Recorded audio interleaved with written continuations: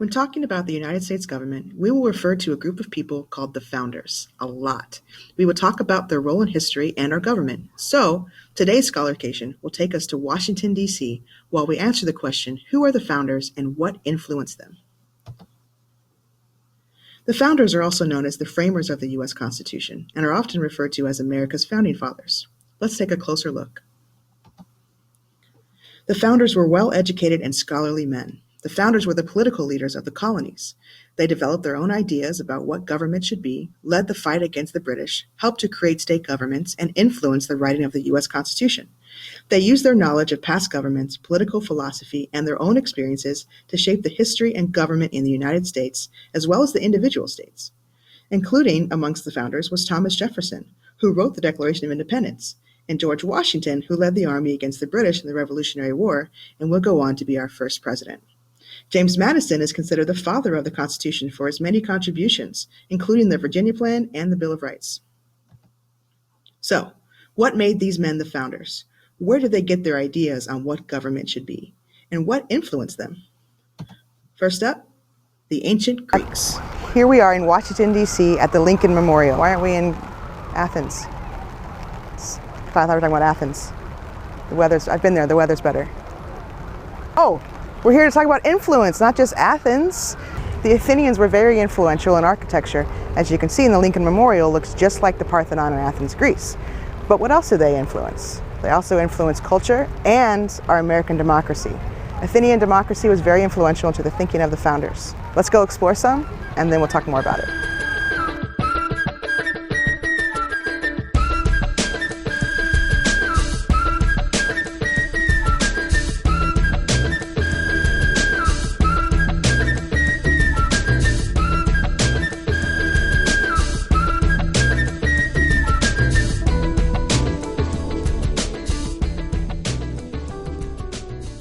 Now that we see how the Athenians influenced architecture in the United States, let's look at how they influenced our government.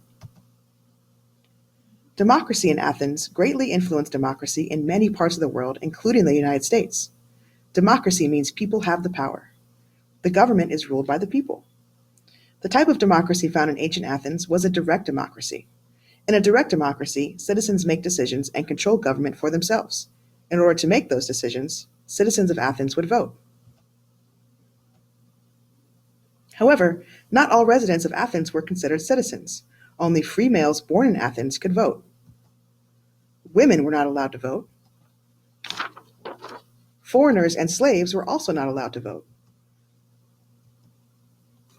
The men left, only about 10 to 20% of inhabitants were eligible to vote.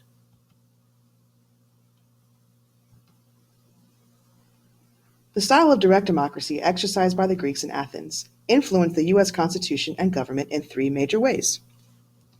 Like we talked about before, the Greeks were very influential in our American tradition of democracy. Although there were many restrictions on participation, those Athenians who were citizens were able to hold political power by both serving in the government and voting. Just like the United States, the ancient Athenians also had three branches of government. The first was the assembly. Any of the 40,000 adult male citizens could attend assembly meetings. At the meetings, they made major decisions about foreign policy and wrote laws. As a direct democracy, groups made decisions by a simple majority vote. The second was the Council of 500. They did most of the work of government and carried out the decisions made by the assembly. Lastly, the Athenians also had courts, which brings us to our last major influence on the U.S. government. Since there were no police in Athens, the people would bring cases to the court and argue for the prosecution and defense. Jurors, who were paid for the work, delivered verdicts and sentences by majority rule. There were no restrictions on what kind of cases could be brought to court or what could be said at trial, which meant the jury had almost unlimited power. The second major influence on the Founders was a different style of democracy just over the Ionian Sea in the Roman Republic. One of the Founders, Thomas Jefferson, has a memorial here in Washington, D.C. as well. Just like we saw the Greek influence on the Lincoln Memorial, we can see the Roman influence on the Jefferson Memorial. It looks just like the Pantheon in Rome, Italy. Let's go explore some more, and then we'll look closely at how the Roman Republic influenced the Founders in the U.S. Constitution.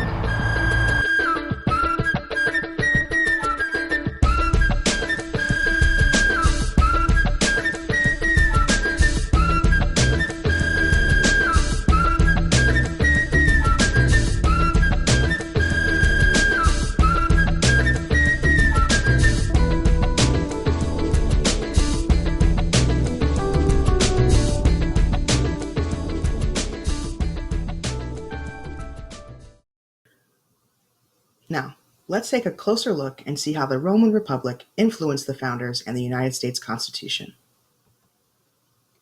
The government of Rome was a republic. A republic is a country that has a government in which power is held by the people who elect representatives. Just as we saw in Greece, the people held political power in Rome as well. So not only were the founders influenced by Athenian democracy in Greece, they were also influenced by Roman democracy in what today is Italy. Instead of a direct democracy, however, the Romans had representative democracy. In a representative democracy, the people choose leaders to make and administer laws. The republic still had elements of a monarchy, and the aristocracy had a lot of power, but many of the founders admired the amount of time Rome was able to achieve political stability. The 12 Tables was Rome's first law code and was displayed in the center of town. It included issues of legal procedures, civil rights, and property rights. It was the basis for all future laws and was very influential to the founders and many governments throughout the world.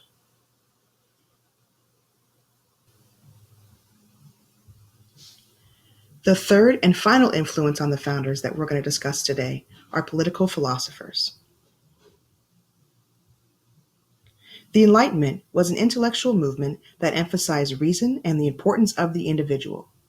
These Enlightenment thinkers and philosophers believed they could solve every social, political, and economic problem through the use of reason. Political philosophers like John Locke and Thomas Hobbes spent much of their life thinking about government. Many of them started their thinking by trying to understand what life was like before governments. They called this a state of nature. While thinking about life in a state of nature, they sought to answer questions like, what is the purpose of government? Why do people create governments? Who should hold power in governments? How should governments be organized? What rights, if any, do people inherently possess? These philosophers developed theories of what government should do, and they all had a great deal of influence on the founders. First up, we have Jean-Jacques Rousseau. He was a French philosopher who lived from 1712 to 1788. He thought that humans were naturally good in a state of nature, but they become corrupt when they start claiming property. He is the author of The Social Contract, which famously begins, "Man is born free, and everywhere he is in chains." In his writing, Rousseau argued that the general will of the people could not be decided by elected representatives, and he advocated for a direct democracy where all people would be equal to make decisions as one community. John Locke lived from 1632 to 1704. He was an English philosopher that shared many of the same ideas as Rousseau. Locke also contemplated life in a state of nature. In his essay, Two Treatises of Government, Locke asserted that people are born with three natural rights: life, liberty, and property. These are rights people are born with and come from God. Government can give these rights to people. Like Rousseau, Locke believed that people should enter into a social contract to form governments and protect their natural rights. He also argued that if governments don't protect these rights, the people have the right to overthrow the government.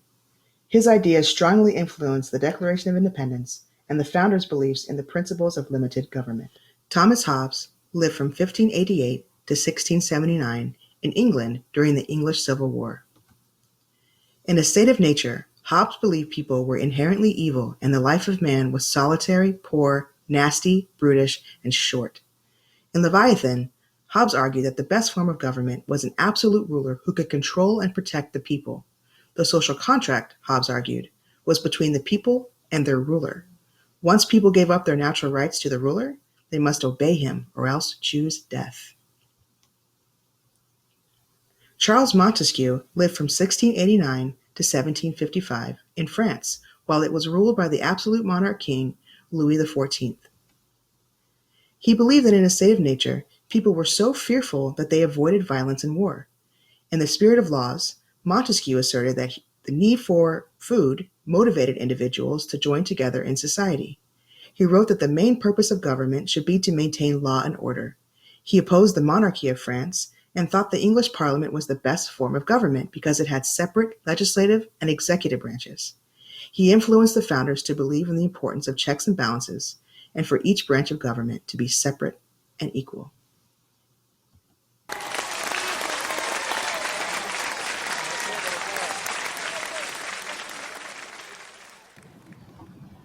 So I hope you enjoyed that scholarcation and got your scholar on, learned some new stuff, and have some more questions to answer.